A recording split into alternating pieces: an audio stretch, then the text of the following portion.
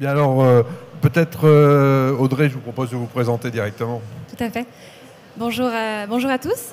Donc, Audrey Jarre, je suis directrice formation chez 360 Learning. J'ai rejoint l'entreprise il y a à peu près 4 ans. À l'époque, on était 40. Aujourd'hui, on approche des 400. L'erreur et le sujet d'aujourd'hui, ce serait de se dire on peut passer de 40 à 400 personnes dans une entreprise et, prenant le prétexte de l'hypercroissance, ne pas se poser la question du développement des talents féminins et notamment de leur place au sein des équipes de direction. Donc c'est de ce sujet-là dont on voudrait parler aujourd'hui et de son accompagnement par les équipes de Move One by CoachHub. Guillaume. Oui. Bonjour tout le monde, donc moi c'est Guillaume, je suis account manager chez CoachHub. Alors CoachHub en quelques mots, c'est une entreprise d'origine allemande créée il y a 4 ans par 2 frères. On est leader mondial du coaching digital où on crée et on déploie des programmes de coaching qui permettent de développer des compétences soft skills et de leadership pour tout collaborateur au sein d'une organisation. Nous sommes actuellement 700 salariés dans le monde, répartis sur 14 pays et nous serons plus de 1000 d'ici la fin de l'année. Nous nous appuyons principalement sur notre réseau de 3500 coachs, tous certifiés ICF et EMCC, qui nous permet de déployer des programmes de coaching localement dans plus de 70 pays et 60 langues. Et tout récemment, nous avons racheté le leader français du coaching digital, Move One, pour former un seul et même acteur du coaching au niveau mondial. Et c'est notamment dans le cadre du partenariat entre Move One et 360 qu'on a créé ce parcours de coaching destiné aux talents féminins de 360. Super. Avant de rentrer dans la présentation de ce parcours plus directement, est-ce que Guillaume, tu peux nous dire finalement c'est quoi les apports du coaching en formation digitale? Quelles sont les offres qui sont derrière ça? Oui. Parce que le coaching, ça peut être très vaste, très large. C'est vrai que le coaching, c'est très vaste. Alors en fait, par le coaching digital, nous, on adresse 5 grands enjeux L&D qui concernent toutes les transformations de nos clients, que ce soit l'accompagnement du changement, la transformation managériale, le développement des talents au sein des organisations, tous les sujets qui sont en lien avec la diversité, l'équité et l'inclusion, et puis également le développement des carrières par l'accompagnement des prises de poste et des mobilités internes. D'accord, donc un spectre assez large finalement. Un spectre assez large en effet, oui. Et qui j'imagine aujourd'hui répond à des enjeux importants pour les entreprises en matière d'accompagnement, puisqu'on parle de plus en plus de réintroduire l'humain dans les parcours de formation. C'est ça, on place vraiment l'humain au cœur de nos dispositifs de coaching et qui va servir en fait à accompagner la performance des transformations de nos clients. Très bien. Alors je pense qu'on a encore un petit souci pour la projection, donc on va continuer à le faire a cappella, comme on dit. Donc vous aurez le son mais pas l'image pour le moment. Et donc je vais poser la question suivante à Audrey. Est-ce que vous pouvez justement nous expliquer en quoi quels sont les enjeux finalement du learning et développement chez 360 Learning? Parce qu'on connaît bien 360 Learning côté prestataire et fournisseur de solutions de digital learning, mais comme toute entreprise, vous avez des enjeux de formation de vos collaborateurs dans une entreprise, dans une scale-up qui se développe à la vitesse de la lumière. C'est ça, c'est un peu l'avantage et l'inconvénient de travailler dans le département formation dans une boîte qui se mêle beaucoup de formations. C'est que tout le monde s'y intéresse et a de fortes attentes par rapport à ça. C'est vrai que nous, on a eu un enjeu de scaler un petit peu tous les programmes qu'on avait mis en place et notamment notre onboarding. Le fait d'accueillir 30, 40 personnes par mois, c'est quand même notre enjeu principal. Aussi, d'intégrer dans notre culture d'entreprise qui est assez particulière les entreprises qu'on peut acquérir. On en a fait une notamment en début d'année. Il y a vraiment cet enjeu de mettre les gens au diapason de nos valeurs et notamment de ce qu'on croit être important en termes d'équité et d'inclusion.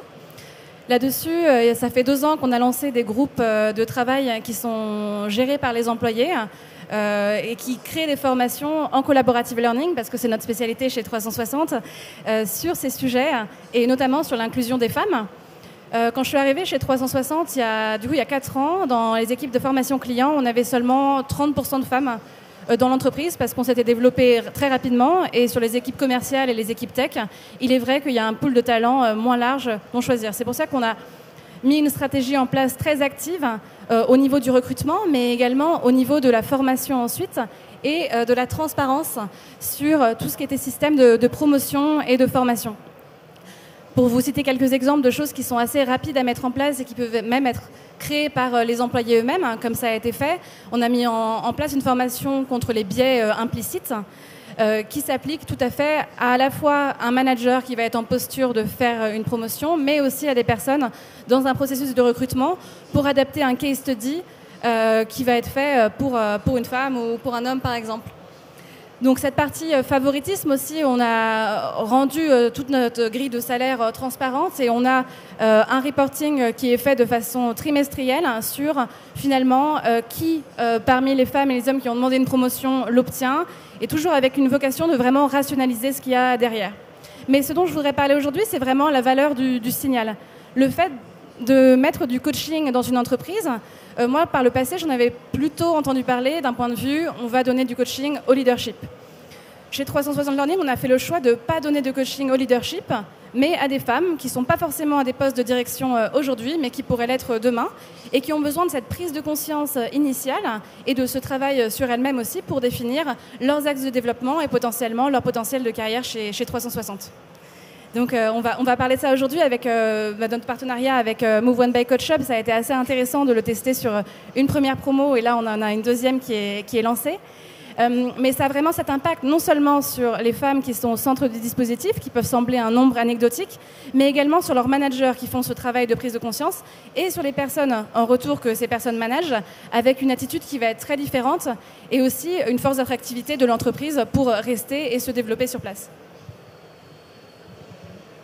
Guillaume, oui. Tu peux nous en dire un peu plus sur la solution de coaching que tu as mis en place avec 360 ? Donc pour répondre en fait aux enjeux et aux objectifs de 360 Learning par rapport à ce programme-là, donc, on a construit un parcours en 3 temps forts. Donc un premier en amont où les coachés vont réaliser un test DISC qui va leur permettre de mesurer leur style de comportement et de communication.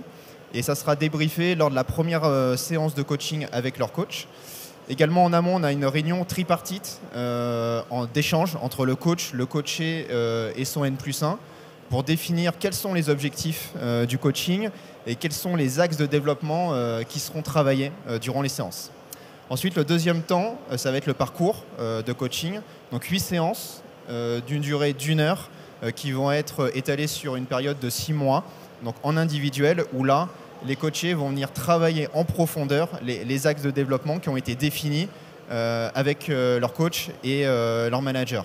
Alors, parmi ces axes-là, on va venir travailler la confiance en soi, la persuasion, l'affirmation de soi, gagner en visibilité auprès du top management.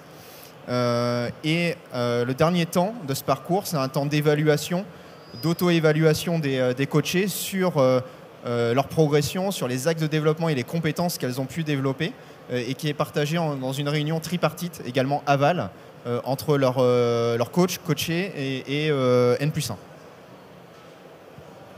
Super. Est-ce que finalement ce parcours qui est assez sophistiqué, en termes de pertinence, ça s'est traduit comment ? Alors, avec 360, on est très satisfait des résultats qu'on a obtenus sur cette première cohorte de talents féminins. D'un point de vue quantitatif, les résultats que nous avons recueillis montrent tout d'abord 2 choses importantes. D'un, c'est une progression très forte des coachés sur leurs axes de développement, leurs compétences durant ces 6 mois. Et deuxièmement, c'est une satisfaction totale qui est partagée à la fois par leur manager et par elles-mêmes sur l'apport et l'impact du coaching que ça a eu dans leur développement professionnel. Et puis aussi cette relation de confiance qui s'est créée entre elles et leur coach. Et on sait que c'est un point déterminant pour atteindre des résultats qu'on peut se fixer en début de parcours. Mais je vais laisser la parole à Audrey qui va rentrer un peu plus dans le détail et de l'impact en interne que ça a eu. On a eu un fort engouement dès le lancement du programme pour cela et beaucoup de candidatures, d'ailleurs plus de candidatures qu'on a pu en accommoder. L'avantage de ça, c'est que ça nous a permis, dans la mesure où on avait un modèle de candidature qui était très précis, d'identifier d'autres soft skills potentiellement ou des choses qui pouvaient être résolues par d'autres actions de formation qu'on pouvait faire à échelle collective parce qu'elles étaient demandées par la majorité des femmes chez 360 Learning. Pour les personnes qu'on a sélectionnées sur ces premières promotions de coaching, on s'est concentré sur des personnes qui avaient un défi concret à relever, avec du coup quelque chose de le plus précis possible finalement à mesurer en amont et en aval, que ce soit sur l'obtention d'une promotion, la gestion d'une nouvelle équipe ou potentiellement l'ouverture d'un nouveau marché. Là-dessus, c'est vraiment sur ces différents aspects, sur la prochaine slide, de confiance en soi et d'habileté à gérer des projets complexes, que ça s'est traduit. On a des personnes, du fait de l'hypercroissance, qui passaient du management d'une équipe de 5 au management d'un coup d'une équipe de 40 avec la structuration d'une nouvelle verticale dans un nouveau pays. C'était vraiment clé pour nous de pouvoir les accompagner et d'être sûr que ces personnes ne se sentent pas en difficulté et qu'elles aient cette aptitude à discuter de leurs challenges du quotidien.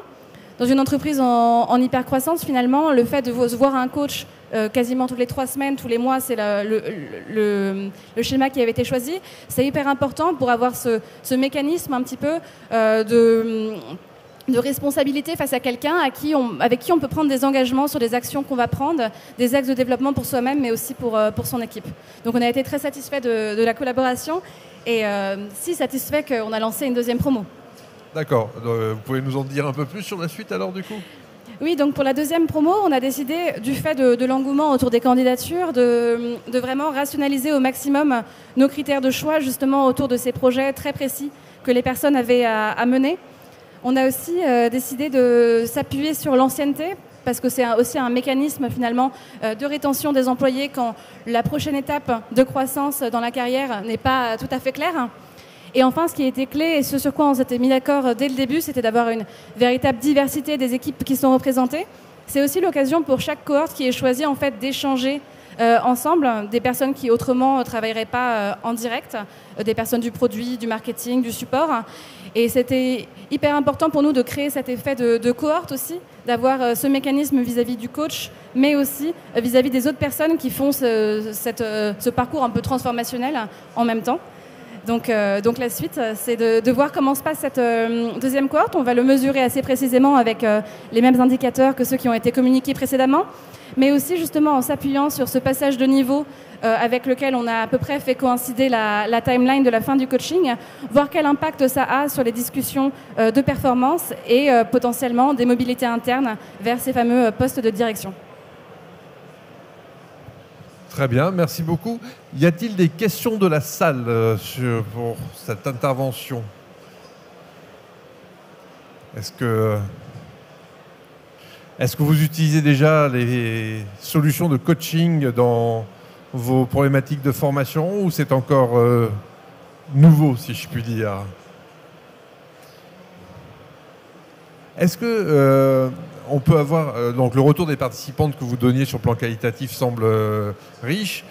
Quelle a été leur première réaction finalement ça c'est le résultat, mais en amont pour vendre cette opération, pour les faire adhérer, est-ce que ça a été complexe ou pas ? Ça a été assez simple du fait de notre processus de revue de performance qui est déjà assez cadencé de façon trimestrielle. Finalement, il y a une opportunité pour chaque personne de réfléchir tous les 3 mois à ses axes de développement et potentiellement les points qui sont bloquants. Donc finalement, c'était un exercice de traduction de cela sur ce qui relève de moi-même et ce qui relève de l'aide que je peux avoir d'une autre personne qui va avoir un regard sur moi qui n'est pas le regard de mon manager, pas le regard de mon équipe, mais un regard tiers et offrir un espace confidentiel. C'est vraiment ce qui est revenu sur la cause principale de satisfaction, c'est le fait qu'il n'y avait pas de jugement qui était porté par le coach et que c'était principalement une discussion assez libre qui permettait aux personnes de se sentir vraiment en confiance. D'accord. Et justement, le management, lui, il s'est positionné comment vis-à-vis de ça et des équipes qui elles, partaient en coaching, si je puis dire ? Alors pour le management, il y a un exercice complémentaire qui est de définir ses axes de développement au début et qui peut être assez compliqué si l'exercice n'a pas été fait au préalable. Mais encore une fois, du fait du calque avec notre processus de performance, ça a juste recentré ça aussi autour de quelque chose peut-être qui est moins axé sur le micro et sur les réflexions sur la performance d'un trimestre en particulier et plus sur comment je vois cette personne dans son équipe, comment elle se positionne, quelles sont ses forces, ses faiblesses. Donc un peu de travail en plus, mais globalement aussi, je pense, plus un espace de discussion tiers qui est ouvert, qui les libère de certaines discussions qu'eux ne sont pas forcément habilités à avoir. D'accord.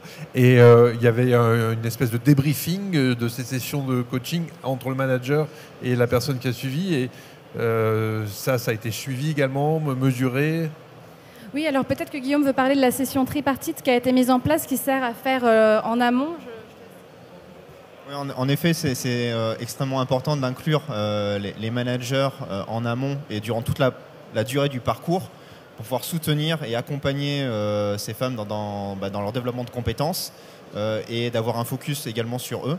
Donc c'est vrai qu'en général, lorsqu'on fait du coaching, on les implique toujours en amont et aussi en aval, qui permet en fait de les sensibiliser, de les responsabiliser par rapport à l'accompagnement de leur équipe et de venir mesurer également les résultats obtenus à la fin par cet échange en fait qu'il y a avec le coach et le coaché également. Donc c'est extrêmement important d'avoir ces deux temps forts, amont, aval, et puis aussi sur toute la durée des 6 mois, d'avoir des points ponctuels avec elle sur les séances de coaching.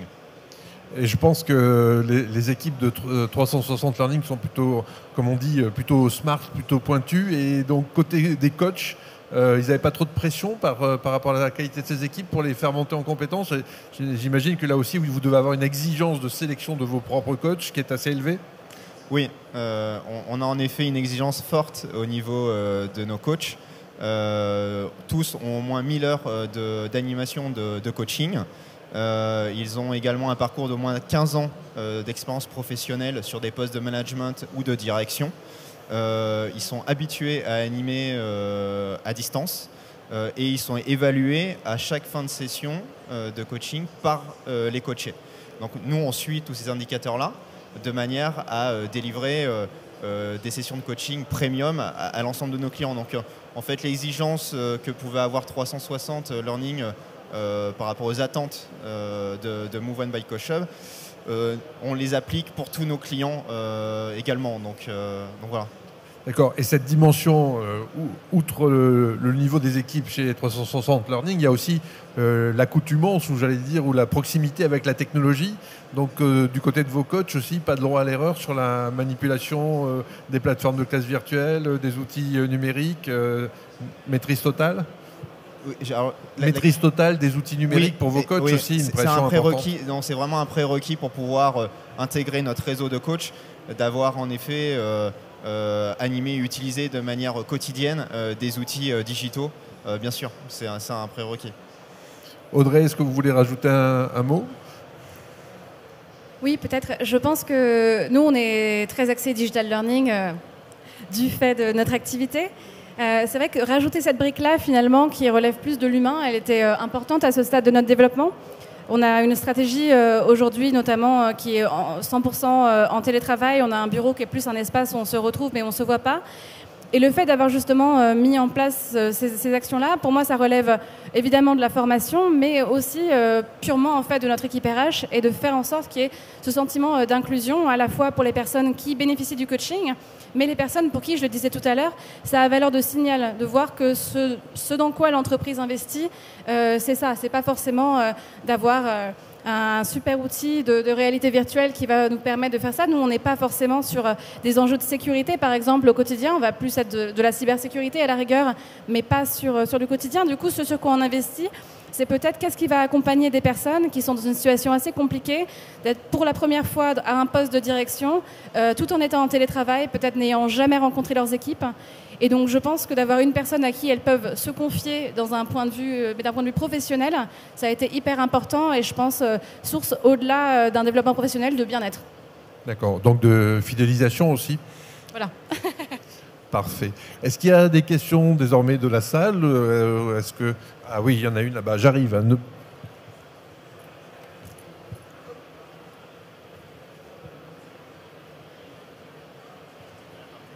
Merci. Bonjour. Je travaille chez Headflex à l'équipe produit. On est une solution d'agrégation de contenu. J'ai une question sur le fait de s'appuyer sur une solution digitale justement pour ces parcours-là. Quels sont les bénéfices et pourquoi vous êtes passé par une solution digitale ? Pourquoi s'appuyer sur une solution digitale plutôt que quelque chose de plutôt présentiel ? Merci. Plutôt que, j'ai pas entendu la fin, présentielle ? Oui. Alors déjà pour des raisons purement circonstancielles, qui est que le projet a été lancé en janvier 2021. Donc le présentiel n'était pas forcément une option à l'époque. du fait de notre culture d'entreprise, on est aussi je crois dans la promo des coachés actuels, il y a une seule personne qui aujourd'hui est à Paris, tout le monde est dispersé ailleurs. L'idée, et je pense aussi ce sur quoi repose un peu le réseau de coachs, c'est de se dire, c'est pas parce qu'on est à un endroit précis qu'on va bénéficier simplement d'un pool de personnes qui est à ce même endroit. D'autant plus si, comme nos salariés américains, on n'est pas forcément à proximité d'une grande ville, etc. Du coup, je pense qu'on a privilégié le fait d'avoir accès à des personnes qui vont avoir un lien qui va être plus fort, qui ne va pas être géographique, mais qui va être du fait de leur expérience professionnelle ou du fit simplement qu'il peut y avoir avec la méthode de coaching. Je pense, après, je ne sais pas si c'est la raison pour laquelle la plupart des gens choisissent une solution de coaching digital, mais pour nous, ça s'est imposé. Il n'y avait pas forcément de choses qui allaient dans l'autre sens, dans la mesure où c'est notre mode de travail au quotidien de faire la majorité des choses à distance. Guillaume, tu veux rajouter quelque chose ? Peut-être de façon plus générale, là on est sur un projet bien précis. Est-ce que les solutions de CoachUp, tu les déploies de façon globale pour des entreprises qui veulent être accompagnées sur d'autres sujets, de façon continue, qui intègrent le coaching comme un élément, une brique de leur dispositif digital learning au sens large ?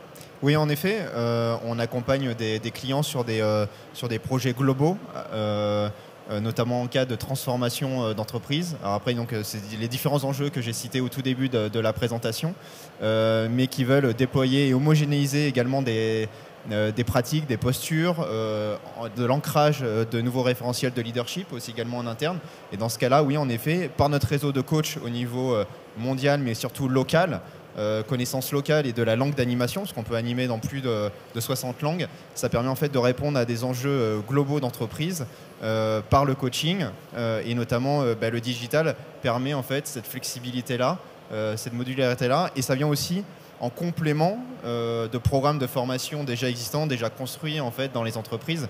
Donc en fait, c'est pas soit la formation, soit le coaching, c'est vraiment complémentaire. On travaille en complémentarité avec des parcours et des programmes de formation. Donc ça vient vraiment en plus.